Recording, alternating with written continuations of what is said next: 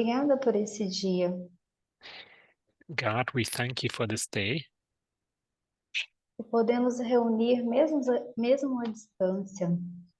that we're able to join together, even being distant. Abençoe a palestrante e a todas as pessoas aqui presentes. Please bless the one who's presenting and all who have joined us, Que tenhamos um bom estudo guiado pelo Senhor. that we may enjoy a good study guided by you. Amém. Amen. Passo a palavra a Yesenia. I'm going to hand over to Yesenia.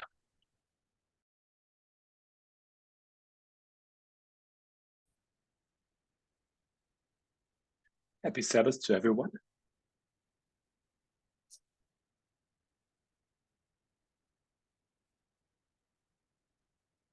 Let us continue with the study that we started yesterday.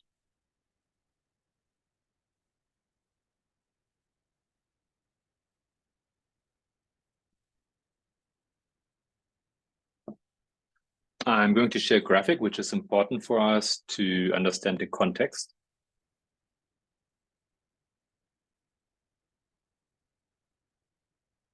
Yesterday, we looked at two streams of information.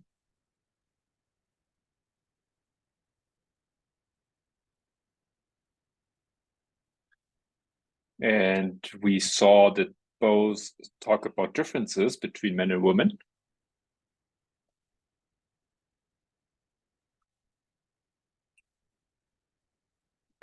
This graphic shows us the stream of information that we consider correct.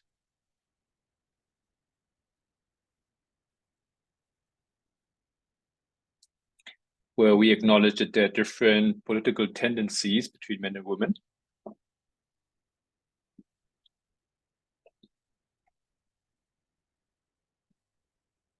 We see that women are leaned rather towards the left.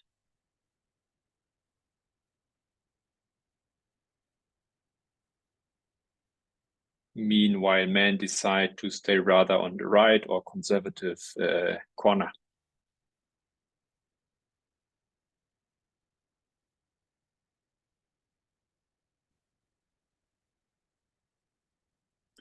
We understood that those differences are not intrinsic, they aren't ideological either.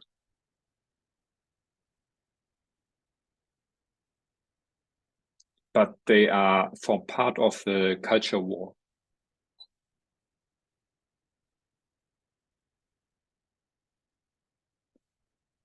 And this culture war accomplishes what it's aimed to accomplish. It means it wants to divide.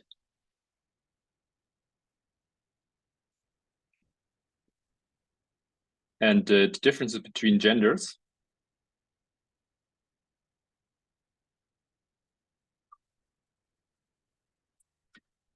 has been accomplished for generations since Eden. Let us remember the concept of culture war.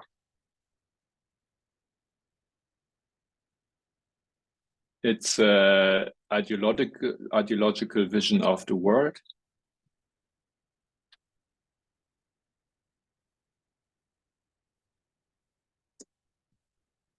That is inclined to one side or the other of the side that you wish to form part of.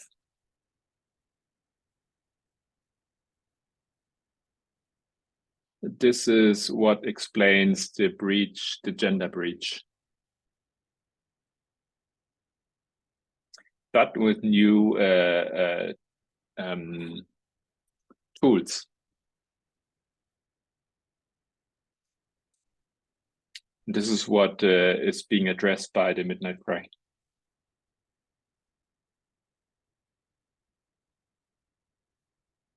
Behind this separation, it still remains what is sacred.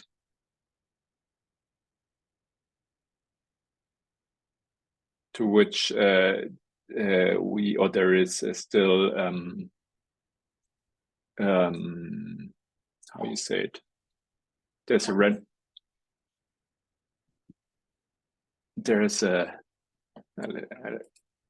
a buscar la palabra.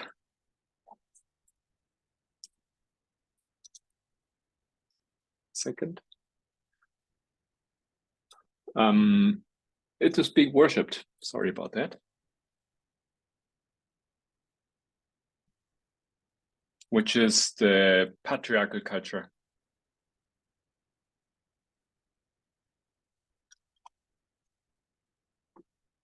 Sexism didn't come from biology. It didn't come from Christianity neither.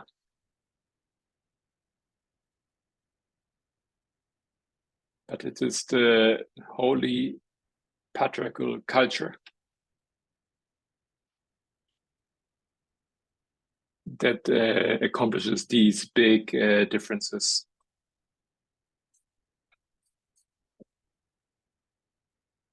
A basic tool today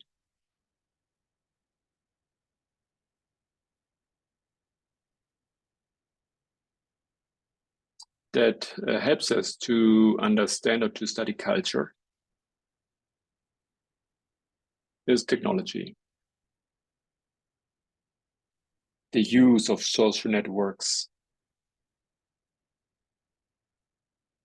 They play a foundational role.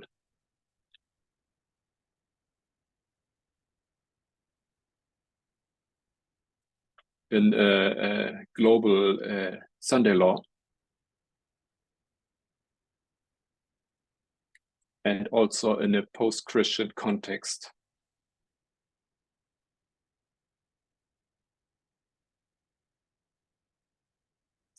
Yesterday, we said that we are going to answer questions.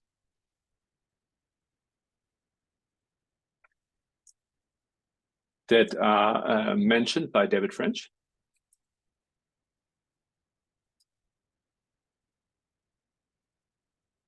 In the New York Times article that we have been studying. First question is,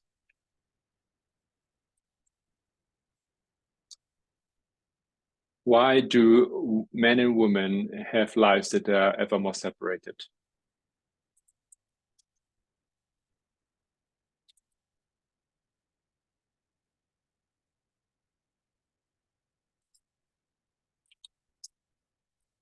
Okay, we are going to look at something from the book called Bowling Alone.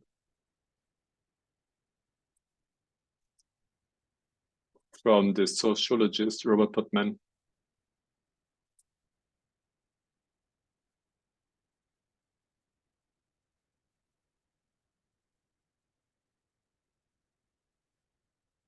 Yeah, he called this process of separation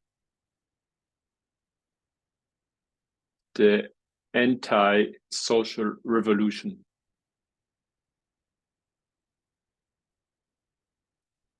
But taking into account our message,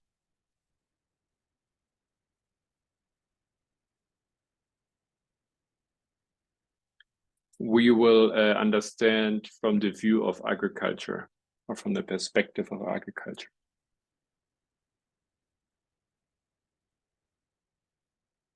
Where we understand that rain is a message that separates.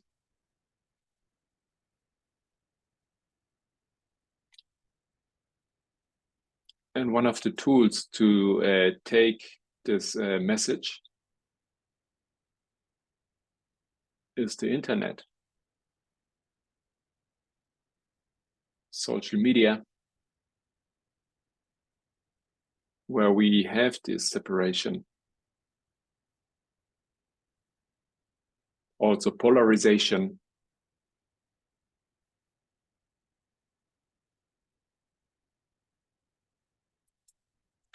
Where we see that women are embracing a leftist message. and man, represented by Mercury, they embrace a rather conservative message. Share another graphic.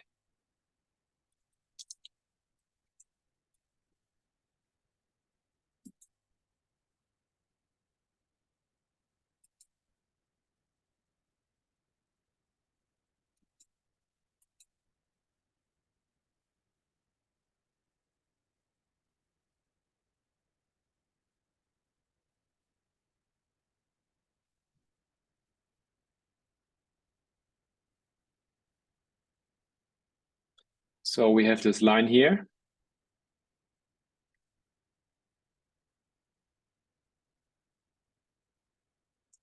Where I set some dates, symbolical dates.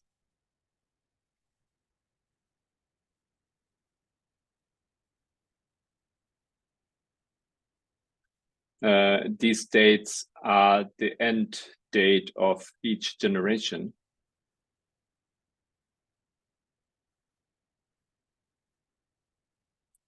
If we revise these dates, we see that we miss one waymark at the end.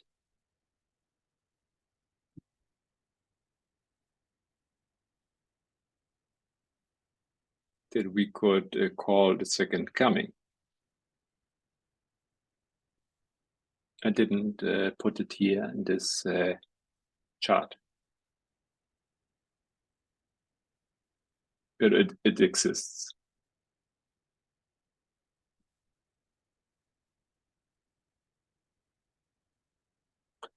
Look what Robert Putnam proposes in his book.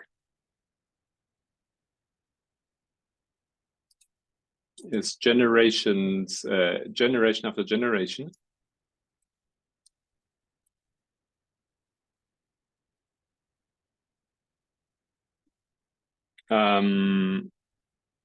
It has become less.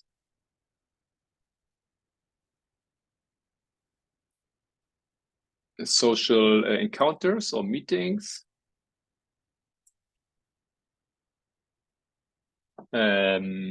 Meetings where people see face to face.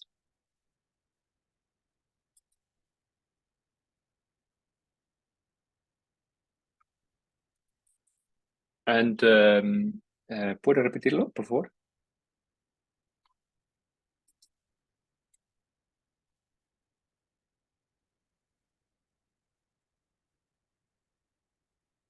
Mm-hmm.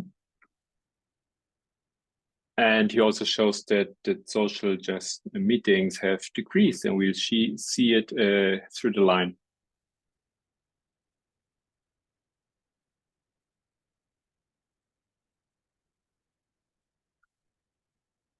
The first generation we'll have a look at is the boomer generation, which precedes our line here.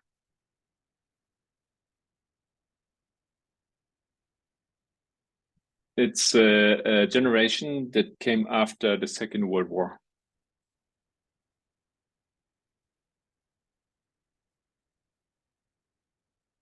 It's a pretty extroverted generation. Population.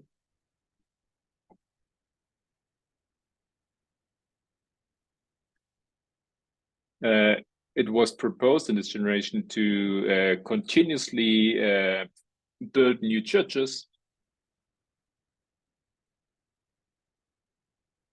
new cities, new associations.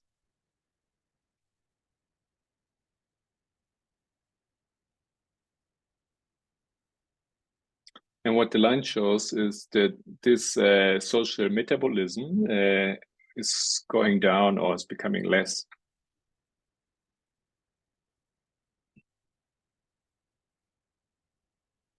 This was the first generation that grew up with television. Now let's have a look at the plowing. represented by the generation X.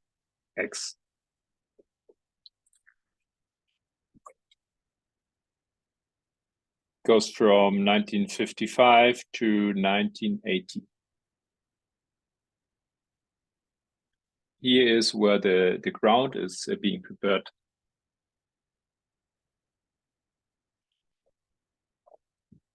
De la llave.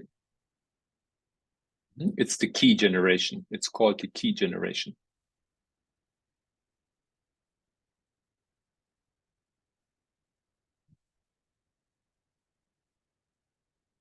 The idea here is to reduce parental supervision or control.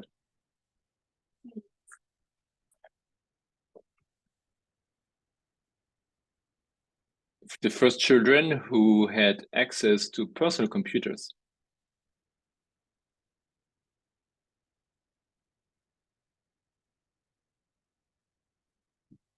It's also the generation that was part of the fight for civil rights and the second wave of feminism.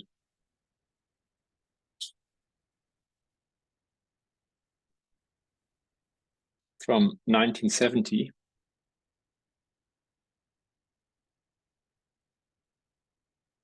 you can see that the dynamic in the United States decreased.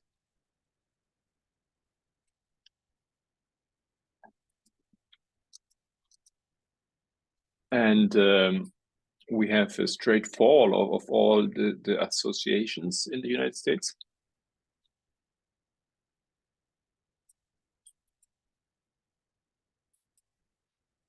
After that come the millennials.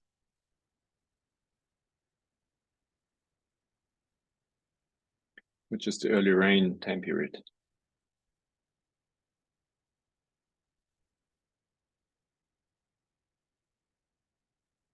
This generation sees very important developments in economics, in policy, and in society.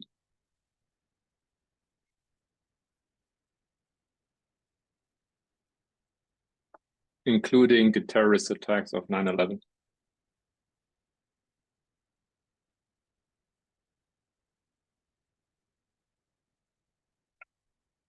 One psychologist that we mentioned yesterday, Merit Dwenger.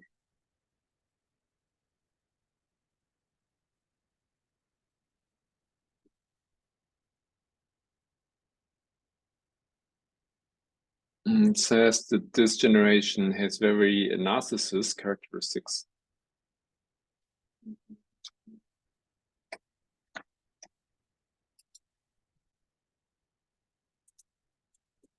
The use of technology is increasing.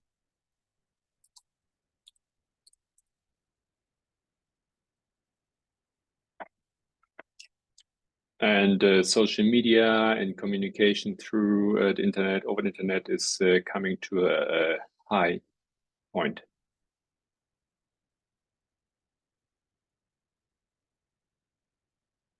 Investigations show, or have shown,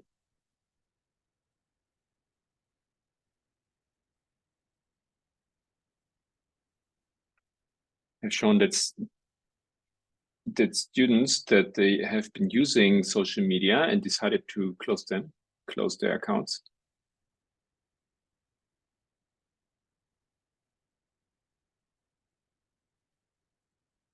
Have shown the same symptoms as people who try to get, who are fighting addiction.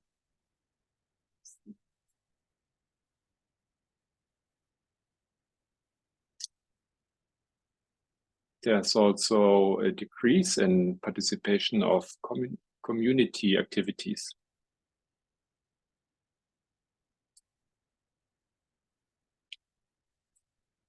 And the level of association, which has been investigated,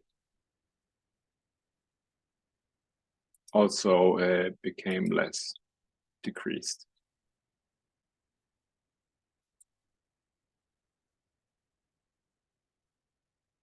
a society that is more focused on the individual than on the society or the group.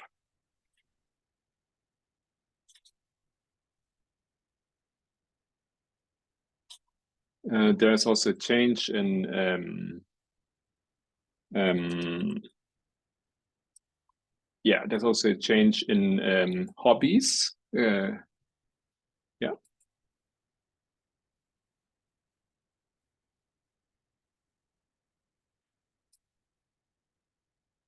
Like group hobbies, and they are being replaced by a rather individual activity.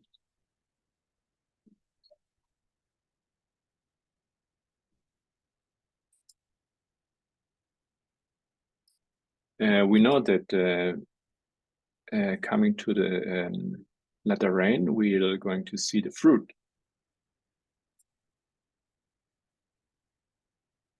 The latter rain only is a nutrition for this fruit. The fruit is already there. We can see it here.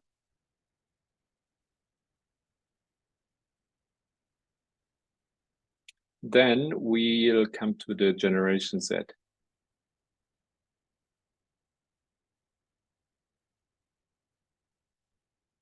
In practice, we see the latter rain, which is what we are doing.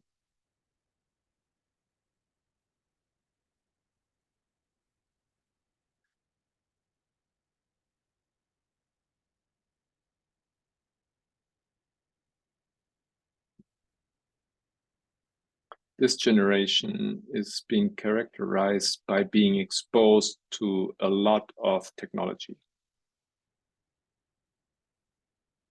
Something that hasn't been seen before. Se afianzó.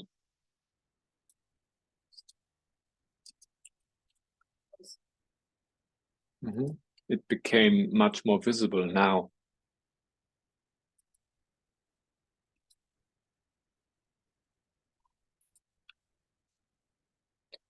Now we see that relationship from face to face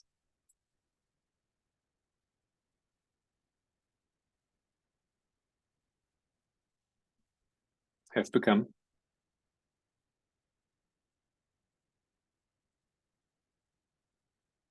or have changed to a relationship rather with the smartphone.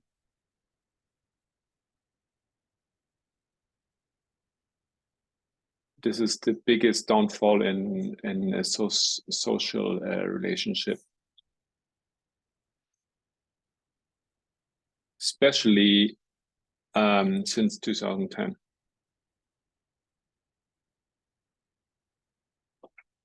Another tendency that has been identified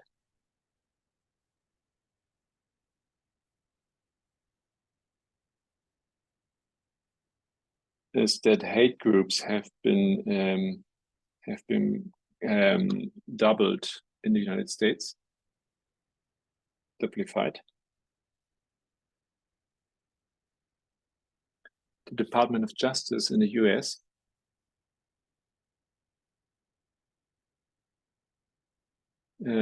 recognized social isolation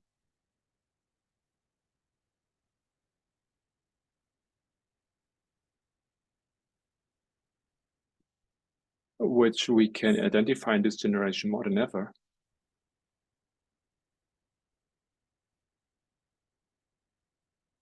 As a risk that is in association with terrorism.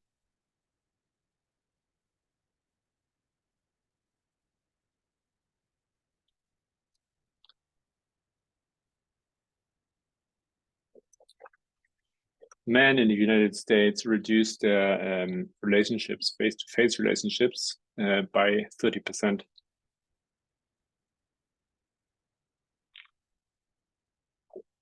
And in regard to teenagers is 45%.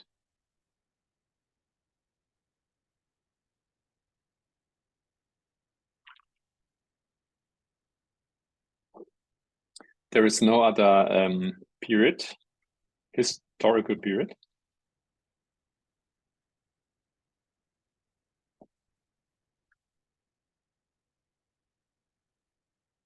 In the history of the United States where people have spent more time alone.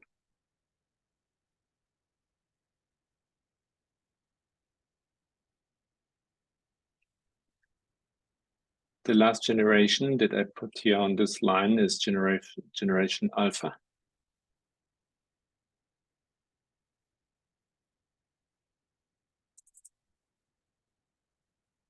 This generation grew up by using smartphones.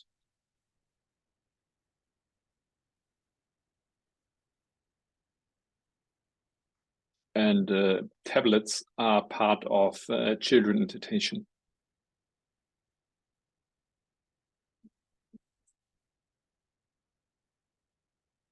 Studies have shown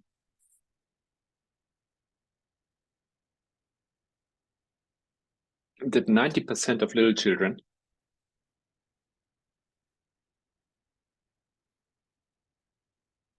are using electronic devices since their first year.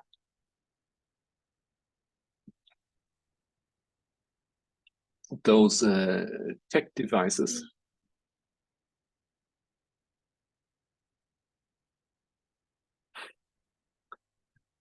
are replacing lollies.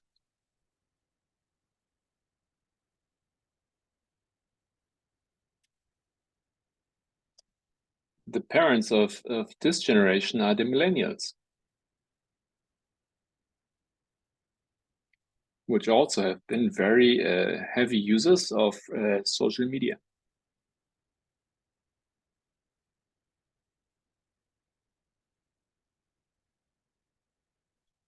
These are people who disappear, meanwhile they are present.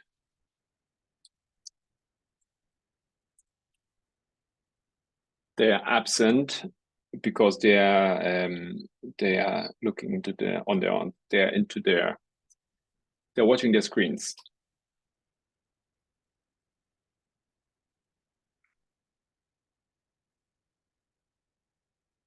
We are in circumstances where electronic devices are omnipresent.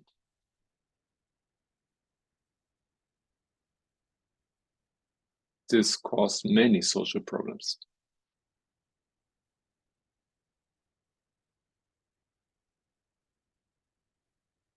At an early age, children are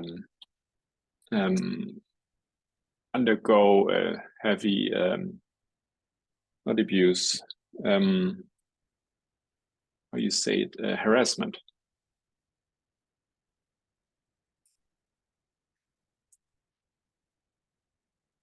And they also are addicted to the screens and also have access to not appropriate material.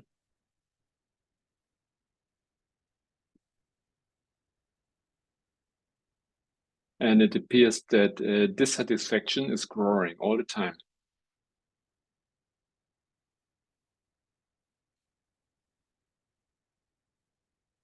You can observe more anxiety and more depression.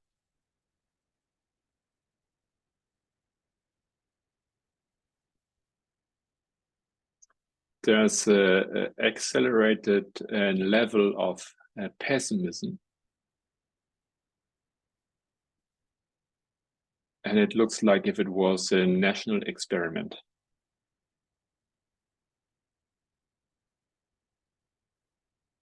Where it's forbidden to build relationships or camaraderie.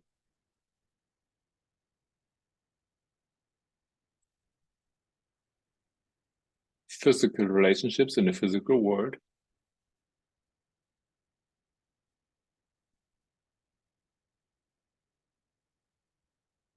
And the time that we spend watching our screens on our own is increasing.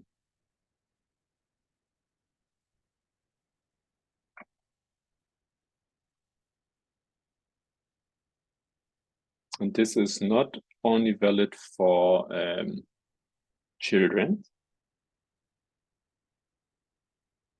This is also true for men and women. It's valid for every ethnicity. It's valid for every group or each group of income and educational level.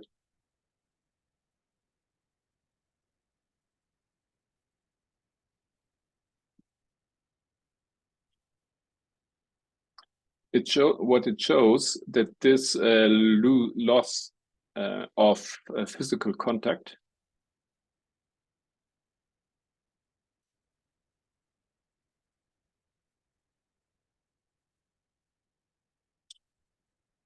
and growth of social networks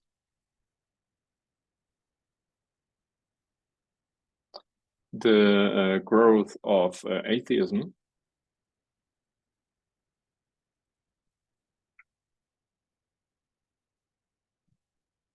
shows difficulties of relationship and solitude.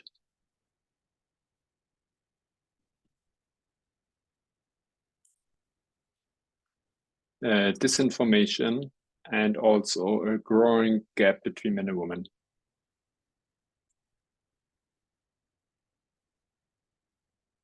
There are hate groups which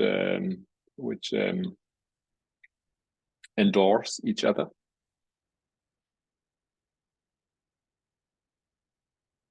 There's a retrocessor process regarding human rights.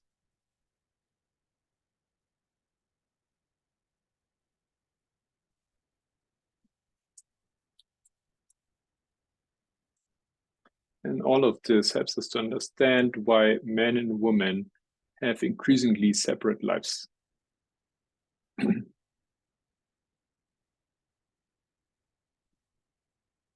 this is what Robert Putnam calls the anti-social revolution.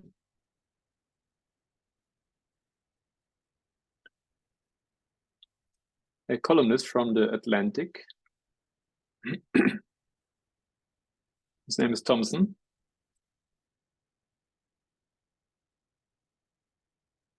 calls this the solitude which isn't a solitude.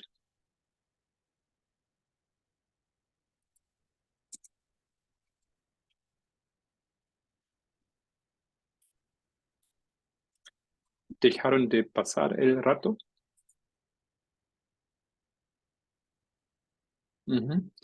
He wrote an article which is called "Why Men and Women Stopped Sharing Their Time."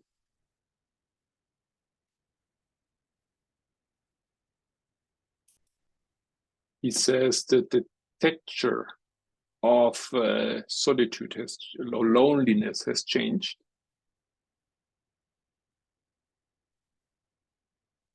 Society is less lonely than ever. Because at the time that we are lonely, we receive calls,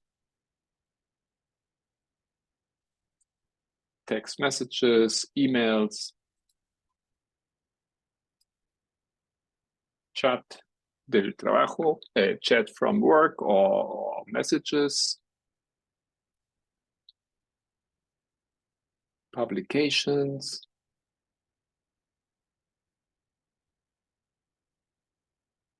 and we produce terabytes of interpersonal communication.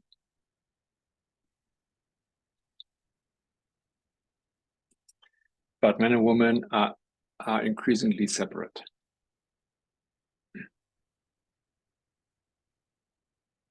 But this is something that we also reflects in families and amongst children and society in general.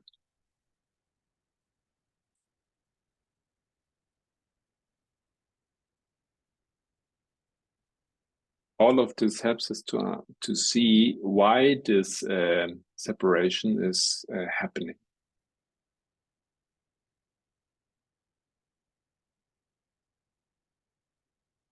but it doesn't explain the political distinction or differences that are growing.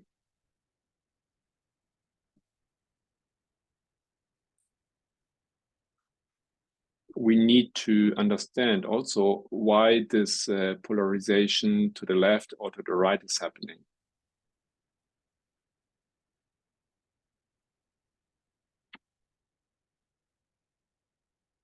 There are many studies that talk about or explain this polarization.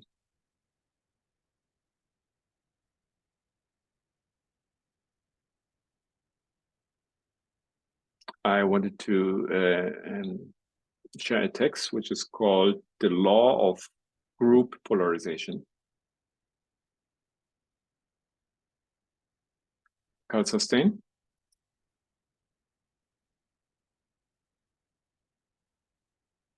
CASS, C-A-S-S.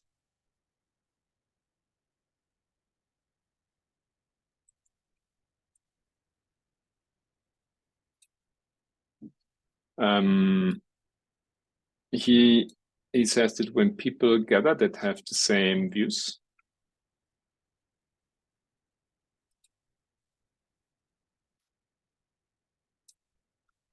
they convince each other more of what they believe in.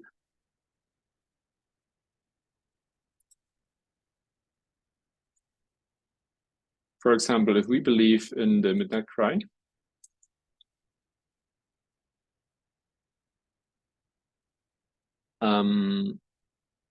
after we meet and talk about the subject, the topic,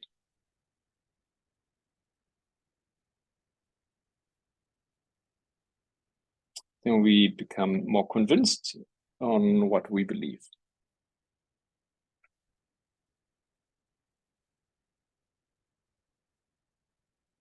At the same time or the same way, if there are differences between men and women, this differences become bigger.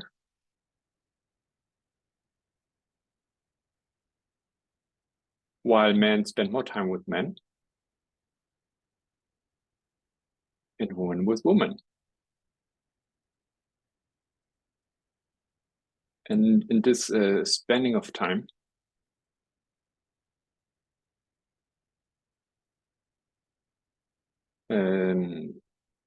smartphones and social networks play an important role.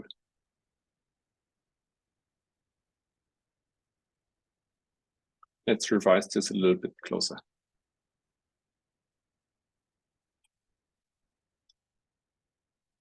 Group polarization happens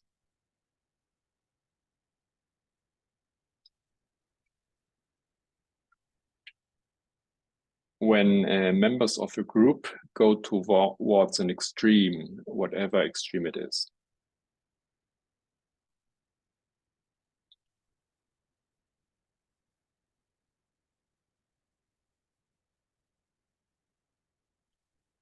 Is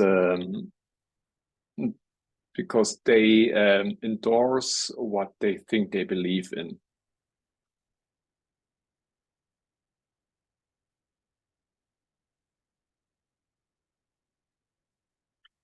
In a group, you take rather extreme or extremer decisions.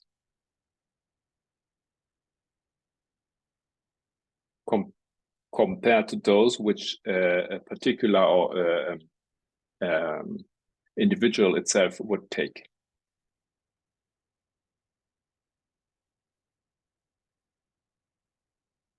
So what moves individuals inside a group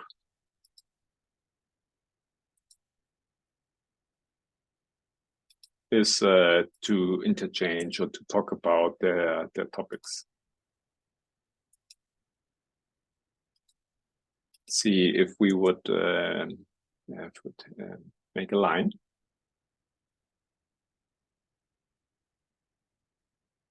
And if we would observe the group behavior,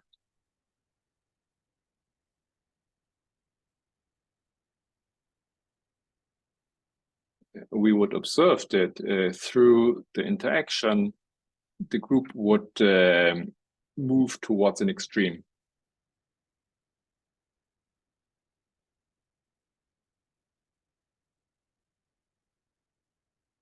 This is what's happening when a group talks about a topic.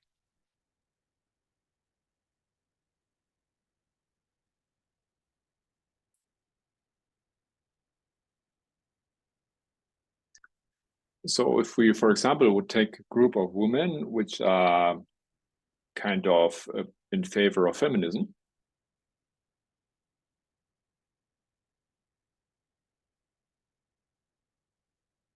after a discussion in the group, they would become more feminist. And after more discussion, this would even become stronger, this position.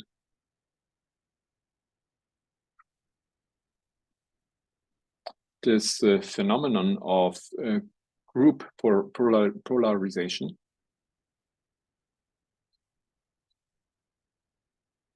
has lots of implication for institutions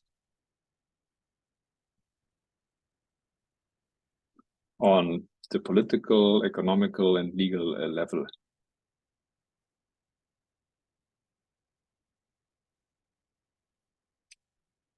This helps us to understand extremism and radicalization.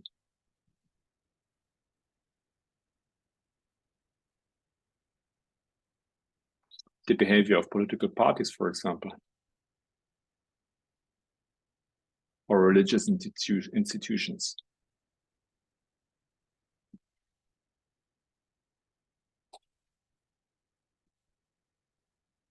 And all of this is very in relationship.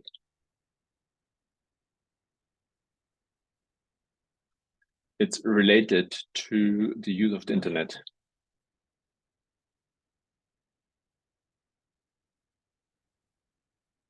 Where it's very easy to find the group you want to belong to find the ideology you want to belong to.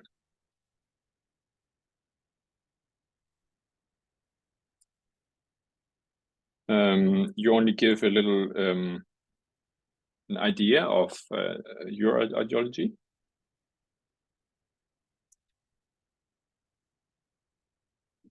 And the algorithm will bombard you with those ideas or similar ideas.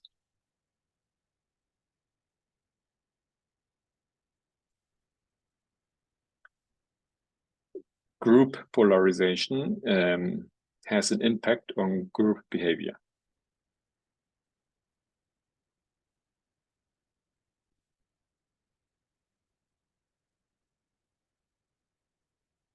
And if all the time they will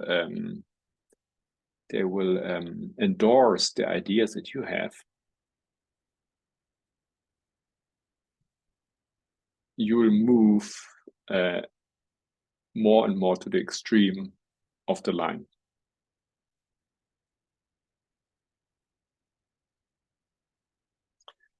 This is a little bit different if we talk about face-to-face conversation.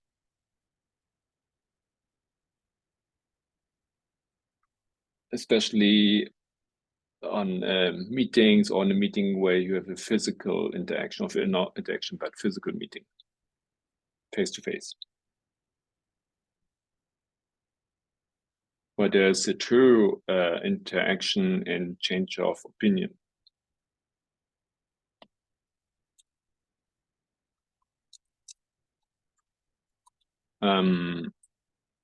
Where we can defend our position regarding a topic.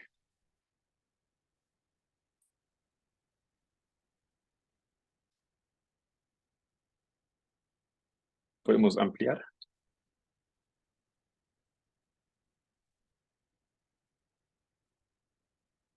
Okay. So where we have a wider spectrum of the ideas that we have.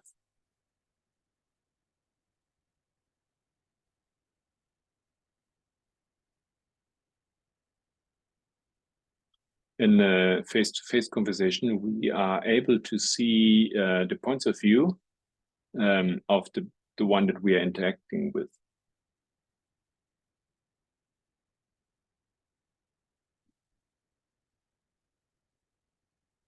And the benefits of such a type of conversation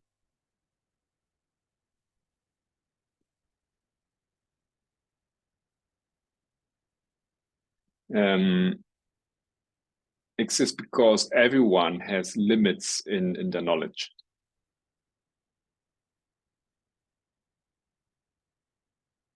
And if we reason together,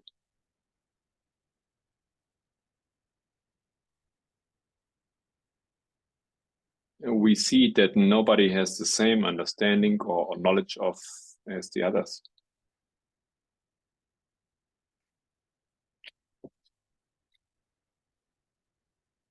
And what happens is that there's a nurturing that comes from each of these type of conversation.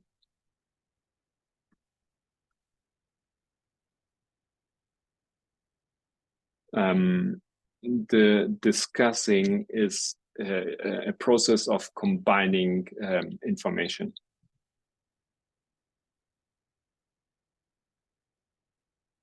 And this makes the array of arguments that we have bigger.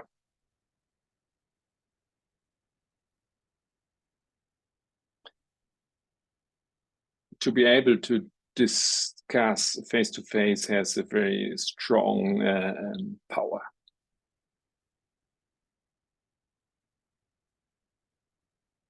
It even can change your point of view.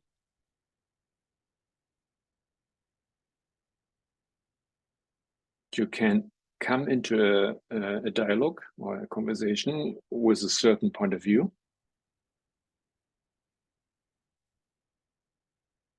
And you can go out with a totally different point of view. This is something that doesn't happen in social media.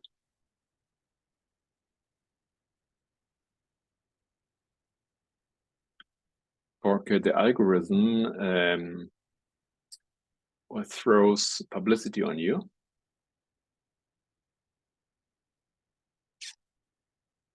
It puts you in relationship to people and information that is alike to you.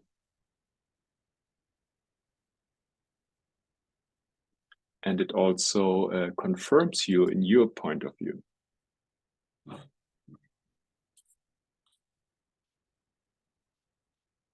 And it polarizes you in respect to other perspectives.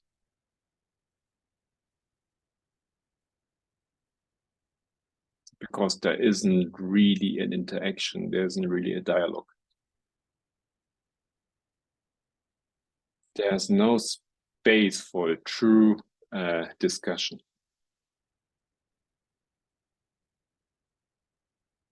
We can see messages of hate messages and opinions.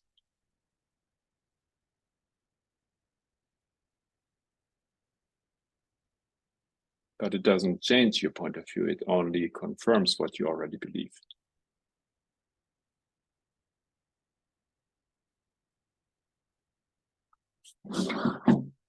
Social networks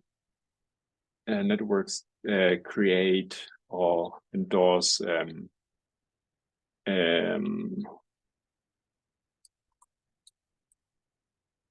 let me see this word, example, homogeneity of society.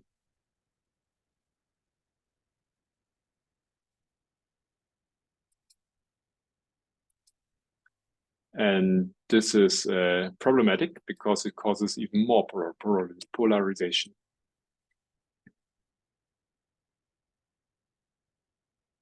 People only hear an echo of their own voice.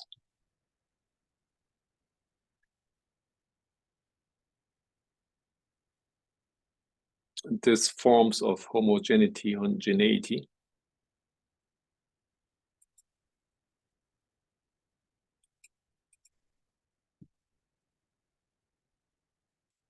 are the basis of an extremism which is not justified.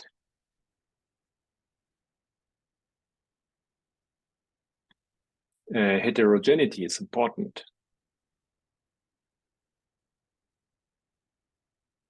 Here, plurality of opinions is important.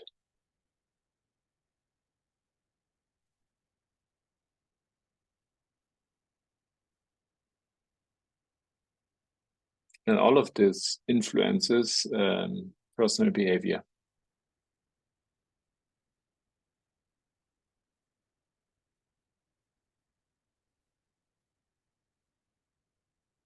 So in social media, we see men who want to retain their privileges.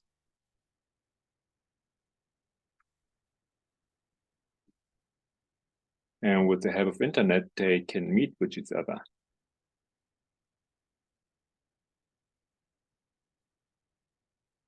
And on the other side, there are women who understand their rights.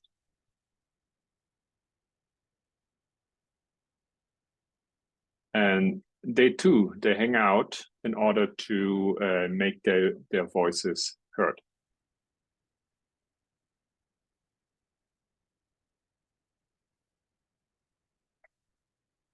But when they gather at the same time, they become more distant to those who remain silent.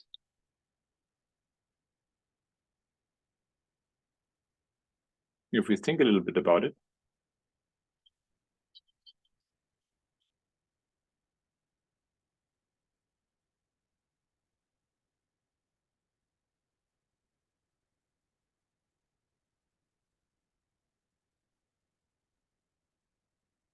as a movement, we should think about how we can establish ourselves, revising external streams of information.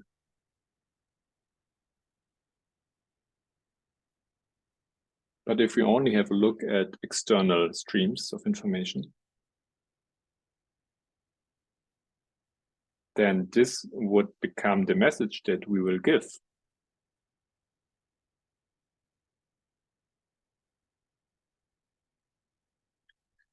Therefore, it's important that we have our meetings and that we revise and think about our streams, internal streams of information.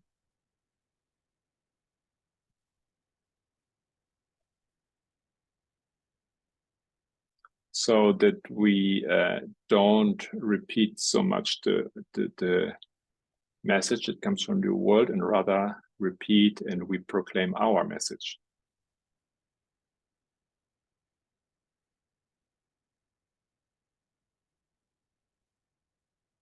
In these two spaces, one that is happening on social networks, the other one which is face-to-face.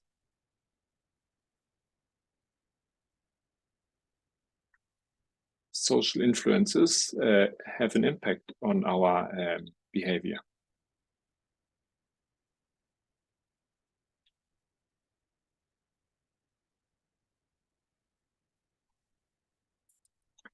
The author that we recently mentioned says there are two ways how the impact can be understood.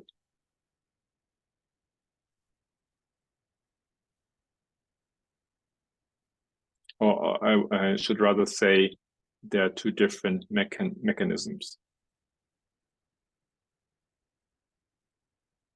One is through information.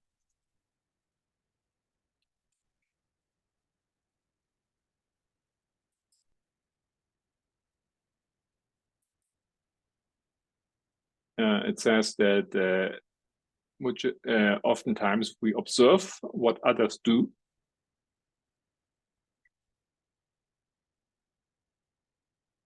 We do what we see that others, what we see in others, or what others do.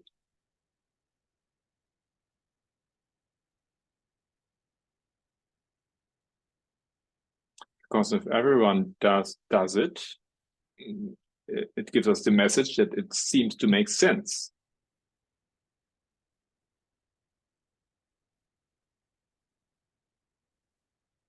So these two mechanisms, one of information and the one of refutation or reputation. Reputation. The other one is reputation.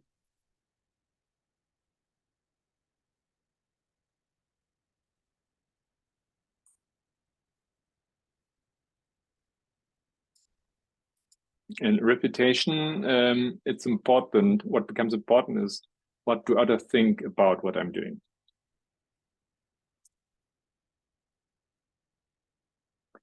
Going to share screen again.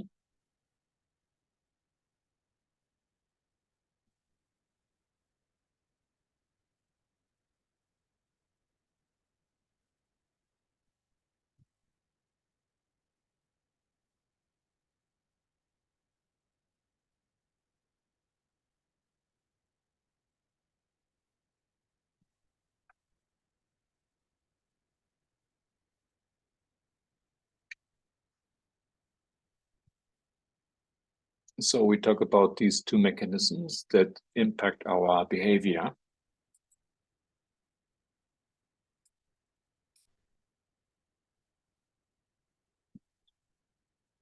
It's waterfall phenomenon.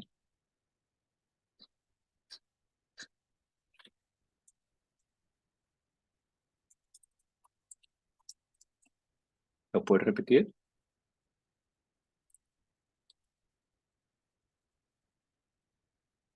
The author considers this as the individual susceptibility. So,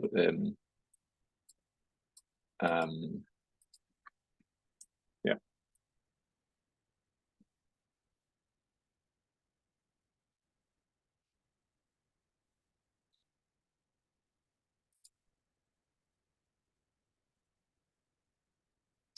So if we would have a look at the graph, A would be a person with his opinion.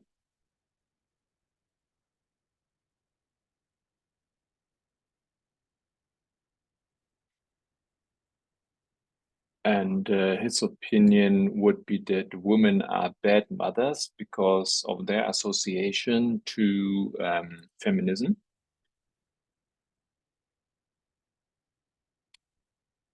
Meanwhile, another person, the person B,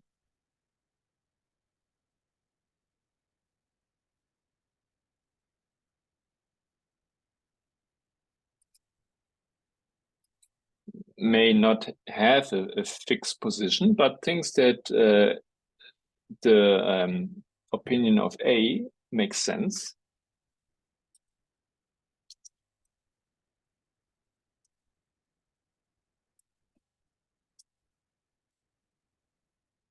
Then we have this other person, person C.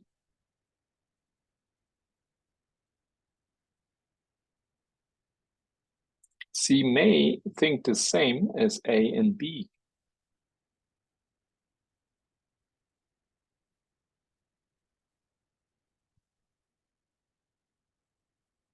But this person doesn't have information what they are talking about.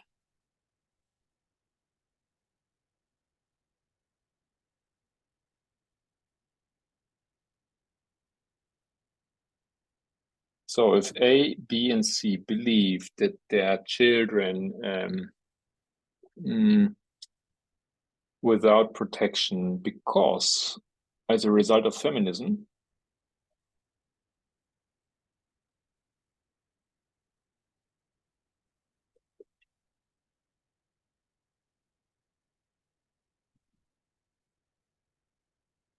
it implies that person D has to have a very strong position in order not to being affected or change their own position.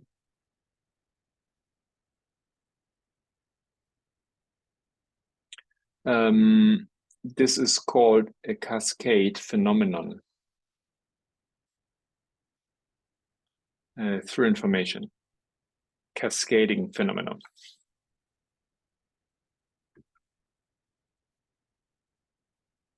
Where big groups of people end up believing something, even if it's false.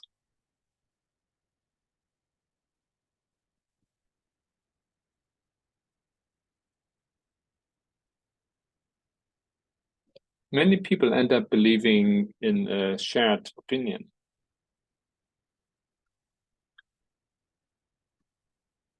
Even if it was only person A who really believed in it. And when D joins this group,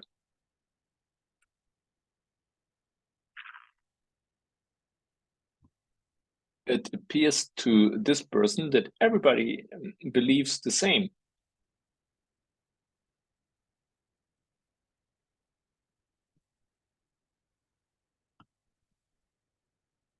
And D joins this group because it seems to this person that what everybody believes seems to be real.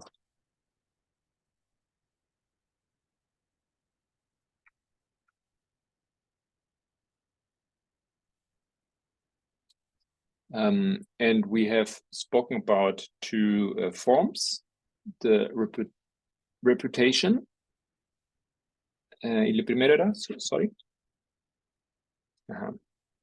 Information phenomenon and reputation phenomenon.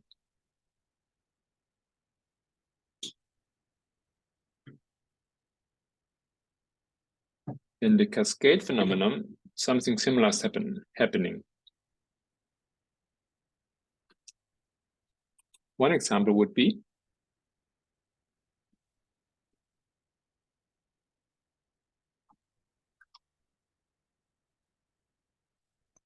we can think of person A who believes that arms are important in order to protect yourself.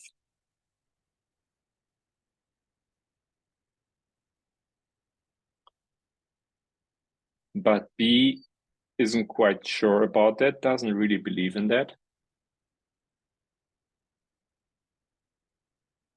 Nevertheless, B decides to remain silent.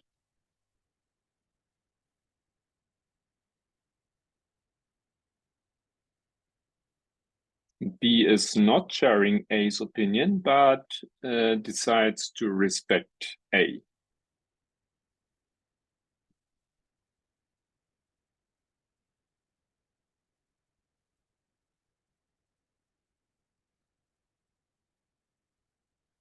Then comes person C in contact with them, and C sees that A totally believes that you should use arms in order to protect yourself.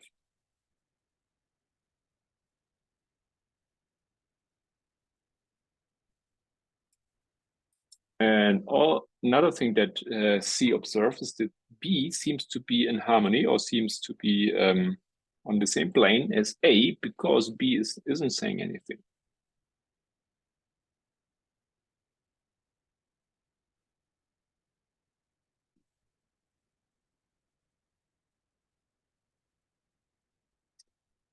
Therefore, C can decide to adopt the same position, even though on its own, this person isn't very convinced.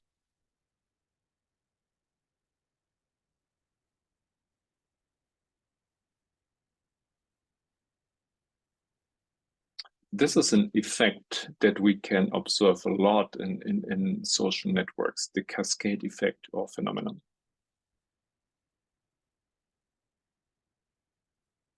By this way, beliefs become associated. Because information bombards you all the time.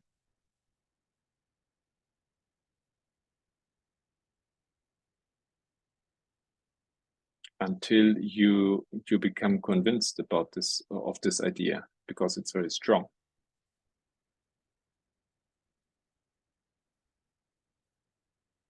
But the reality is that this opinion is very weak.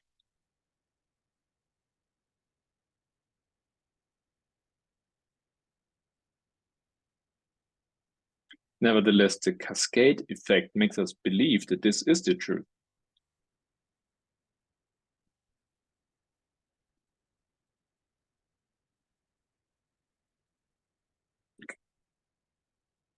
these effects of social information are neither good nor bad.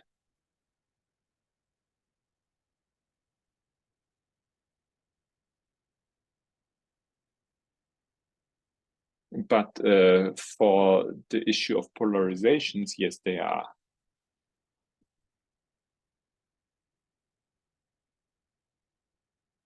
It helps us to understand. Our second question.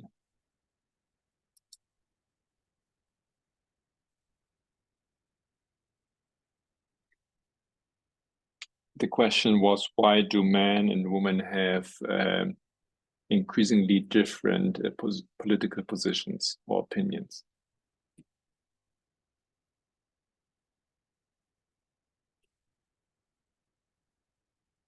Behind social media, there's also something like a culture.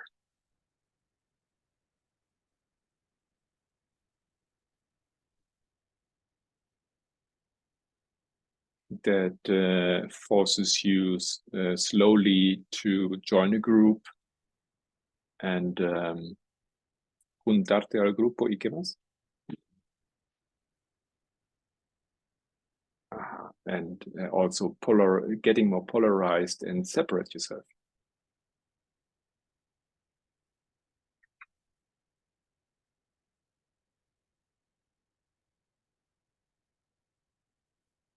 So what we see here is that we only listen to voices that we want to hear.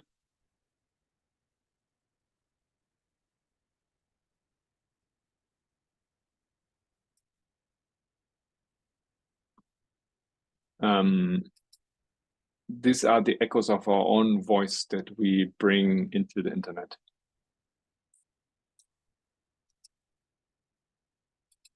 There's no space for a true interaction and discussion.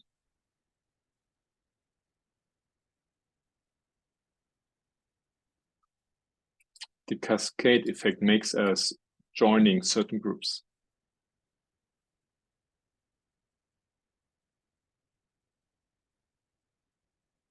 And or through information or reputation, I'm going to join, or I'm staying in one of these groups.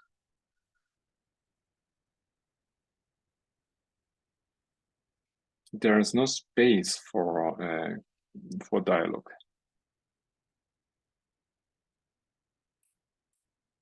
There's also no space for heterogeneity.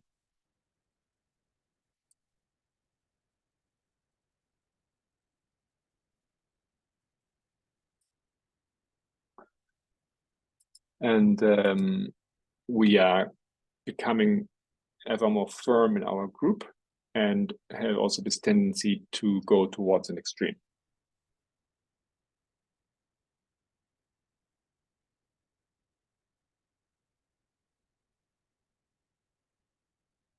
So what we've seen up to now is that we have two streams of information.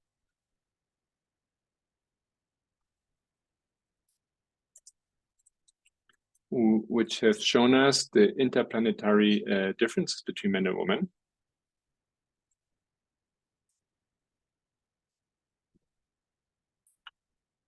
We realized that there is a difference in political views on the gender level. We responded to two questions.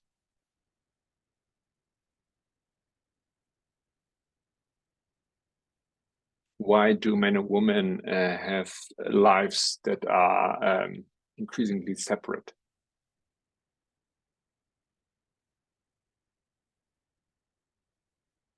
We have put this on the line, comparing it with the agricultural model.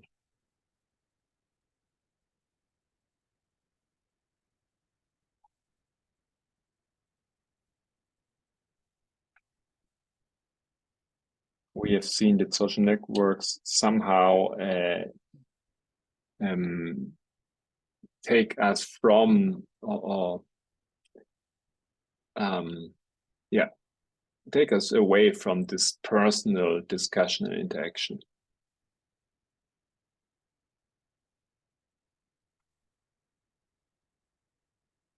Even if this is subjective, this is what has happened.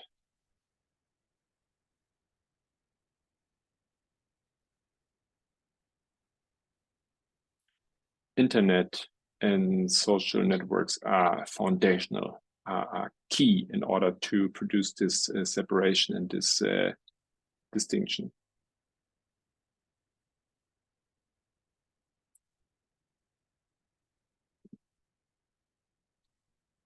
The second question was, why are the political views of men and women increasingly distant or separate?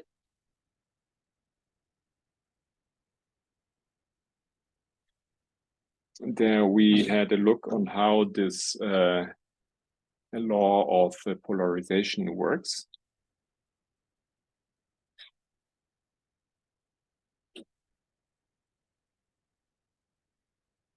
We have seen how algorithms, internet help us to stay or stick with a group.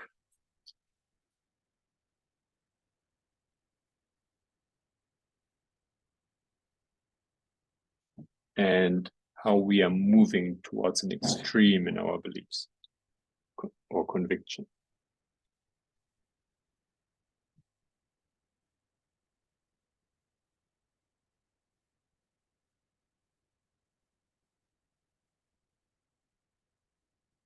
It is very important as a movement to understand and revise this.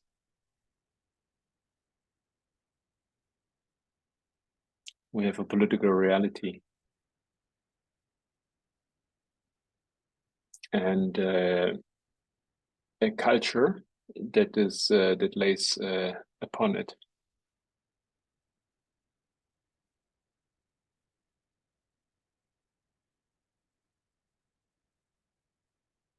We have to understand how this group dynamics work.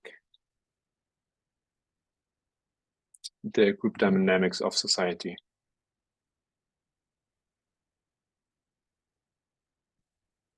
That pushes us increasingly towards individualism.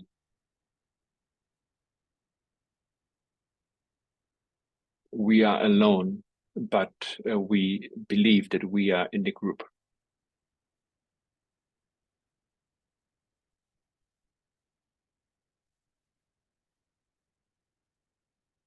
And then we act or we proceed with the power of the group, but alone, on our own, in front of the screen.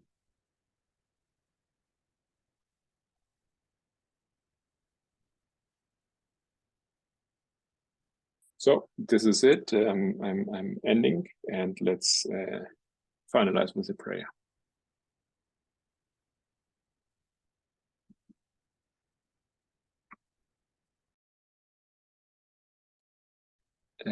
Dear Lord, dear God, we thank you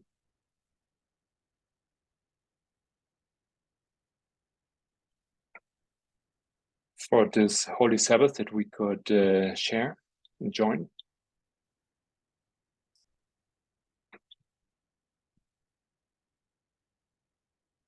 Because you let us understand and share.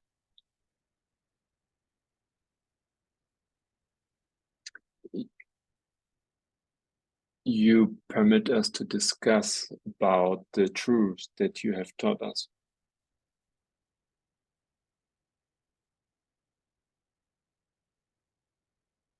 We are not, it's not something strange. This culture is not something strange to us.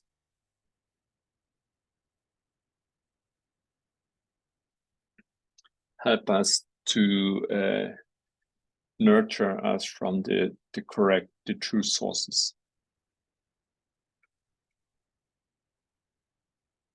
The truth that which reflects your truth.